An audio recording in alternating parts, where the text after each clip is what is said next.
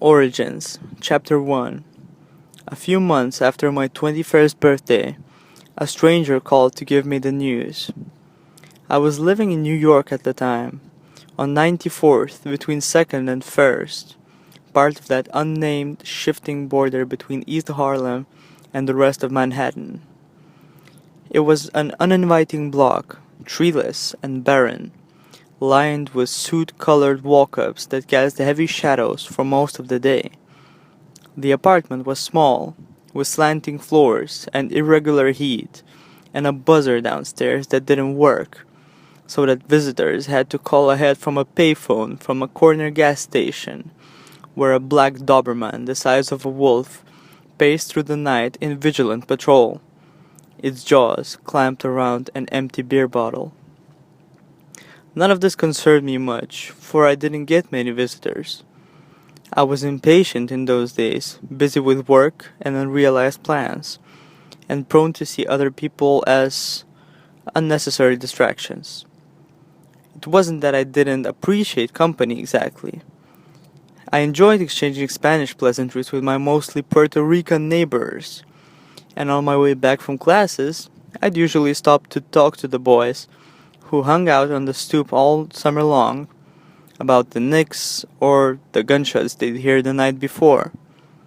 When the weather was good, my roommate and I might sit out on the fire escape to smoke cigarettes and study the dusk washing blue over the city, or watch white people from the better neighborhoods nearby walk their dogs down our block to let the animals shit on our curbs. "Scoop the poop, you bastards!" my roommate would shout with impressive rage, and we'd laugh at the faces of both master and beast, grim and unapologetic, as they hunkered down to do the deed.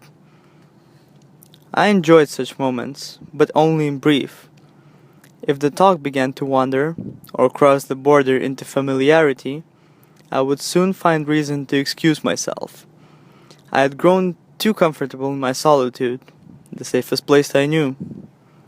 I remember there was an old man living next door who seemed to share my disposition. He lived alone, a gaunt, stooped figure who wore a heavy black overcoat with a misshapen fedora on those rare occasions when he left his apartment. Once in a while, I'd run into him on his way back from the store, and I would offer to carry his groceries up the long flight of stairs. He would look at me and shrug, and when we would begin our ascent, stopping at each landing so that he could catch his breath. When we finally arrived at his apartment, I'd carefully set the bags down on the floor, and he would offer a courtly nod of acknowledgement before shuffling inside and closing the latch. Not a single word would pass between us, and not once did he ever thank me for my efforts. The old man's silence impressed me. I thought him a kindred spirit. Later, my roommate would find him crumpled up on the third-floor landing, his eyes wide open, his limbs stiff, and curled up like a baby's. A crowd gathered. A few of the women crossed themselves, and the smaller children whispered with excitement. Eventually, the paramedics arrived to take away the body, and the police let themselves into the old man's apartment. It was neat, almost empty. A chair, a desk, a faded portrait of a woman with heavy eyebrows and a gentle smile set atop the mantelpiece.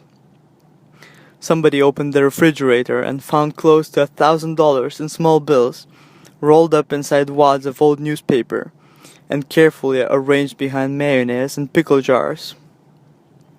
The loneliness of the scene affected me, and for the briefest moment, I wished that I had learned the old man's name.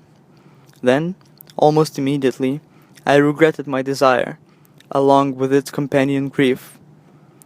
I felt as if an understanding had been broken between us, as if, in that barren room, the old man was whispering an untold history, telling me things I preferred not to hear.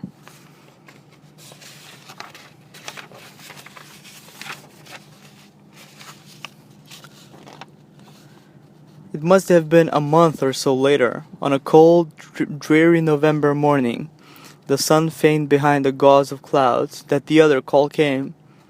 I was in the middle of making myself breakfast, with coffee on the stove and 2 eggs in the skillet,